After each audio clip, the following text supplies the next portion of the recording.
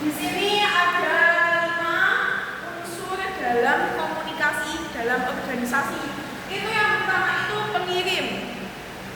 Yang kedua itu pesan yang disampaikan oleh dari pengirim untuk penerima. Dan yang ketiga itu media komunikasi. Media komunikasi itu bisa media yang secara langsung pembicaraan antara dua belah pihak, ataupun nanti bisa dengan media sosial, cecetan WhatsApp, ataupun juga di Instagram, DM. Yang keempat itu penerima. Penerima itu adalah orang yang mau dikasih pesan oleh pengirim tadi. Yang kelima itu umpan balik. Next. Tahap-tahap komunikasi. Yang pertama itu pengirim pesan memiliki sebuah ide atau gagasan. Pengirim mempunyai pesan, informasi yang mau disampaikan ke penerima.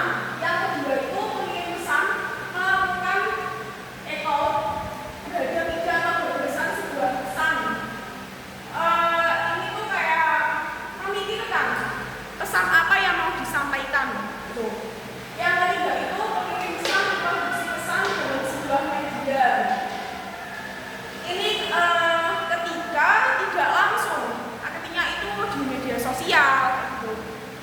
Yang keempat, pengirim pesan mengirimkan pesan melalui sebuah saluran komunikasi. Ini tuh saluran komunikasi itu bisa ya kayak WhatsApp, Instagram, kayak gitu. Yang kelima itu halayak menerima pesan.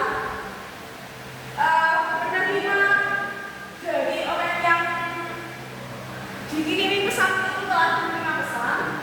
Yang ketujuh itu halayak memberikan tanggapan atau respon terhadap pesan. Penerima menanggapi pesan yang dikirim oleh pengirim. Yang kedelapan, layak diberikan umpan balik kepada pengirim pesan, yaitu dibalas lagi. Next. Proses komunikasi dalam organisasi. Yang pertama itu adalah pembentukan pesan. Pesan apa yang mau dikirimkan penerima?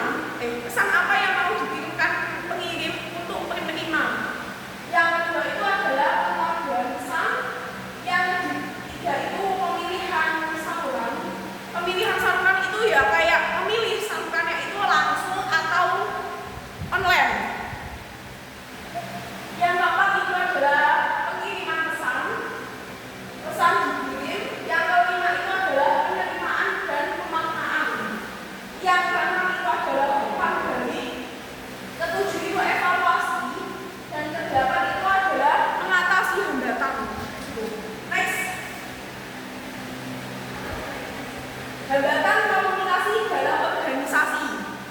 Setiap organisasi itu ketika ada komunikasi itu juga ada hambatannya. Apa saja sih hambatan dalam organisasi? Yang pertama adalah perbedaan persepsi. Pesan ditafsirkan berbeda di hadapan orang. Ini contohnya ketika pesan yang dikirimkan oleh pengirim ke media sosial, itu kadang tuh setiap orang itu memaknai pesan itu secara berbeda gitu. Yang kedua itu adalah gangguan fisik, suara bising, jarak, masalah teknis. Yang ketiga itu bahasa yang tidak jelas.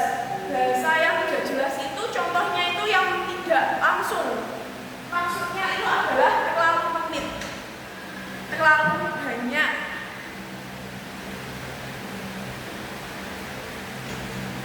Informasi berlebihan, terlalu banyak pesan sehingga membingungkan.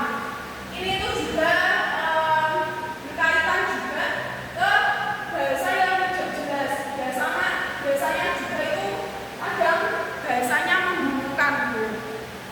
Yang kelima itu adalah struktur organisasi yang terakhir. Pesan yang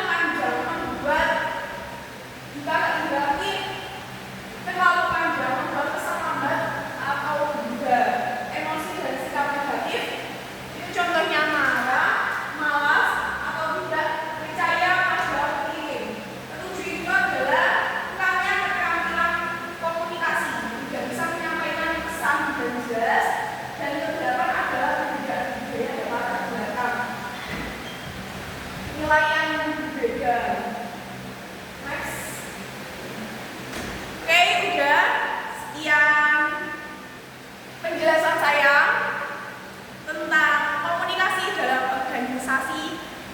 Ininya itu komunikasi dalam organisasi itu sangat penting dilakukan agar terbukanya contoh organisasi, terbukanya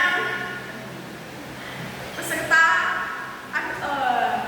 terbukanya organisasi dengan organisasi lain. Oke, wassalamualaikum warahmatullahi wabarakatuh.